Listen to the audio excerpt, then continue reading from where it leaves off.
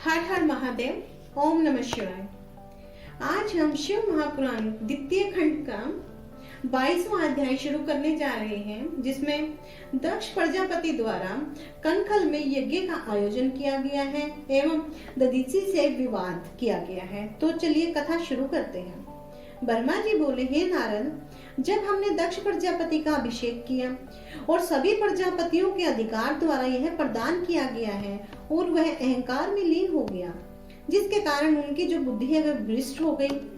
उसी समय दक्ष ने संपूर्ण सामग्री इकट्ठा कर प्रजापति यज्ञ करने की इच्छा को प्रकट किया और यही इच्छा लेकर वह कनखल तीर्थ गया। सब मुनियों को बुलाया गया। व्यास, ककुम्भ, गौतम, भारद्वाज, कश्यप, अंगिरा, वशिष्ठ, वामदेव, जैमिनी, पिप्पल, पराशर, भृगु और दधीचि, नारद आदि को भी वहां पर बुलाया गया। इसी के अतिरिक्त संसार भर के सभी देवता और ब्राह्मण वहां पर उपस्थित हुए। अग्नि भी अपने गणों सहित यज्ञ में पहुंचे। अन्य देवता भी वहां पर बुलाए गए और विष्णु सहित प्रसन्नता पूर्वक यज्ञ में सम्मिलित हुए। और देवराज इंद्र भी अपनी पत्नी सची सहित ऐरावत पर चढ़कर वहां पहुंचे। इंद्र पावक मेघ पर, यम भैंसे पर और वायु हिरण पर तथा शिव के मित्र कुबेर पुष्प विमान पर चढ़कर वहां आए। वरुण भी अपने वाहन पर आरूढ़ होकर यज्ञशाला में पहुंचे। सूर्य अपनी पत्नी सहित तथा चंद्रमा भी अपनी पत्नी रोहिणी सहित वहां पर उपस्थित हुए। तो दक्ष ने सबको उपस्थित देखकर वह आनंद में मगन हो सबका आदर सत्कार किया और सबके निवास के लिए विश्वकर्मा द्वारा बनाए हुए मंदिर में सबको बैठा दिया, जिनमें सबने निवास किया। और उसी समय सती जी गंधमादन पर्वत पर अपनी सखियों सहित क्रीड़ा कर रही थी।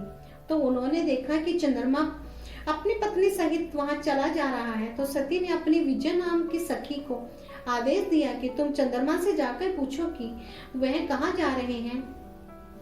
तो सखी की जो आज्ञा अनुसार विजय ने चंद्रमा से जाकर पूछती है कि तुम अपनी पत्नी सहित ऐसे ठाठ से मजे से कहाँ जा रहे हो। यह बात सुनकर रोहिणी ने कहा, सती के पिता दक्ष प्रजापति ने कनखल में एक यज्ञ का आयोजन किया है, जो बहुत ही बड़ा उत्सव मनाया जा रहा है और उन्हीं के निमंत्रण पर सभी देवी देवता वहां गए हैं। ब्रह्मा तथा विष्णु भी वहां शोभायमान है। तो तुम भी इस प्रकार पूछती हो कि जैसे किसी भी मूर्ख से हंसी से पूछे, तो इसका क्या कारण है कि तुमको इस यज्ञ के विषय में कुछ भी नहीं पता। वहां सभी देवता अपना अपना भाग लेने गए हैं। वह अपनी इच्छा से नहीं गई या दक्ष ने तुम्हें ही नहीं बुलाया। तो विजय यह सुनकर लौटी आई और रोहिणी द्वारा कहे गए सभी शब्द सती जी को कह सुनाए। इस समाचार को सुनकर सती जी अत्यंत दुख हुआ और वे अपने मन में सोचने लगी कि माता पिता ने मुझको क्या बुला दिया है, कि वे अपने मन में सोचने लगे कि क्या। यह सोचकर सती समय शिव जी के पास पहुंची और उधर चंद्रमा अपनी पत्नी रोहिणी दक्ष के पास गया। हे नारद, दक्ष की सजावट तथा उस समय के आनंद के जो उस यज्ञ में मनाए जा रहे थे, तो वह जब सब मुनि एवं देवता कनखल में, जो कि हरिद्वार में है, वहां पर सब आ गए और दक्ष ने यज्ञ आरंभ किया। तो दक्ष अपनी पत्नी सहित यज्ञ में शामिल हुए। भृगु मुनि को यज्ञ कराने वाला आश्चर्य बनाया गया। दक्ष ने उस यज्ञ में सबको वहां पर उपस्थित देख शिव से स्तुति की स्वीकार की। और उसी समय मेरे पुत्र दधीचि ने सदाशिव को यज्ञशाला में न देखकर बहुत ही आश्चर्य हुआ। तो इस उत्सव में समस्त देवता, मुनि तथा ब्राह्मण के पुत्र आदि आए हुए थे। फिर भी निश्चय से कहता हूँ कि यह सभा सदाशिव के बिना असुशोभित है। वे शुभ कर्मों के मूल हैं, तो सभी देवताओं के स्वामी हैं। यही कारण है कि वे यहाँ नहीं हैं। तो तुम लोग शिव को क्यों भूल गए हो? हे दक्ष, तुम्हारी बुद्धि इस प्रकार क्यों भ्रष्ट हो गई? अब भी कुछ नहीं बिगड़ा है कि सभी देवताओं, मुनियों तथा ब्रह्मा एवं विष्णु को साथ लेकर शिव को प्रसन्न करके यहाँ ले आओ और साथ में सती जी को भी प्रसन्न करके यहाँ पर ले आओ।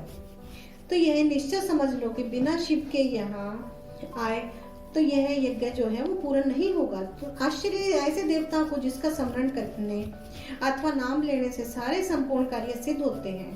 तो तुम लोग उसी को भूल गए हो। तुमने यहाँ क्यों नहीं बुलाया? मैं फिर कहता हूँ कि जब तक शिव यहाँ नहीं आएंगे तब तक यह यज्ञ पूरा नहीं होगा। दधीचि के ऐसे वचन सुनकर दक्ष अत्यंत क्रोधित हुआ और हंसकर बोला, हे दधीचि जी, यहाँ पर सभी देवताओं के स्वामी यहाँ बैठे हैं। सब धर्म वेद तथा शुभ कर्म पूर्ण रूप से ही उपस्थित हैं। सबके स्वामी विष्णु भी हमारे इस यज्ञ में ही विराजमान है। अब क्या शेष रह गया? सो मुझे बता दो कि मेरे इस यज्ञ में ब्रह्मा, वेद, धर्म शास्त्र, पुराण तथा उपनिषद भी अपने अपने गणों सहित यहाँ पर आ चुके हैं। यह तो मेरा सौभाग्य है कि इन सब ने मुझ पर बड़ी कृपा की है कि आज मेरे यहाँ इंद्र, समस्त देवताओं के साथ विष्णु भगवान, तुम्हारे समान अनेक मुनि यहाँ पर विराजमान हैं। अब फिर शिव के आने की क्या आवश्यकता है? तुम सब मिलकर यज्ञ को पूरा करो। मैंने तो अपने भाग्यवशतः ब्रह्मा की आज्ञा मानकर ही अपनी कन्या का विवाह शिव के साथ किया था। तो यह विवाह अनुचित हुआ क्योंकि यह कुलवान न था। शिव संसार से विरक्त महाअहंकारी है, उस पर भी माता पिता विहीन है। तो इसीलिए मैंने ऐसे शिव को इस यज्ञ में बुलाने की आवश्यकता न समझकर नहीं बुलाया। मैं फिर तुमसे कहता हूँ कि तुम पुनः ऐसे वचन मुख पर न लाना। यह उचित है कि अब तुम सब मिलकर मेरा यह जो यज्ञ है इसको पूरा करो और आनंद प्रदान करो। दक्ष के ऐसे अहंकार पूर्ण वचन सुनकर किसी ने कोई उत्तर नहीं दिया।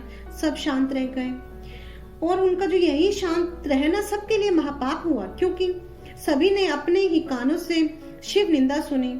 तुम बिना शिव के यह यज्ञ कभी भी पूर्ण नहीं हो सकता। तुम सब धोखे में हो जिसका अनुसरण कर रहे हो। यह दक्ष बड़ा ही अधर्मी तथा मूर्ख है जो कि शिव की निंदा कर रहा है।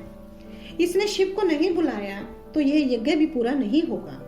इस यज्ञ में रहेगा वही दुख का पात्र होगा। तो यह कहकर दधीचि जी ने उस सभा से उठकर चले गए और बहुत से मुनि भी दुखी होकर वहां से उठ गए। ऐसे मुनियों को अपनी सभा से जाते हुए दक्ष ने अत्यंत प्रसन्नता से कहा कि बहुत ही अच्छी बात है कि जो शिव के प्रेमी और भक्त जो मुझको बहुत दुख देते थे वह यहाँ से उठकर चले गए हैं। तो अब तुम सब मिलकर इस यज्ञ को पूर्ण करो और दक्ष की बात सुनकर यज्ञ का काम प्रारंभ करो। यह कथा यहीं पर समाप्त होती है। ओम नमः शिवाय। हर हर महादेव।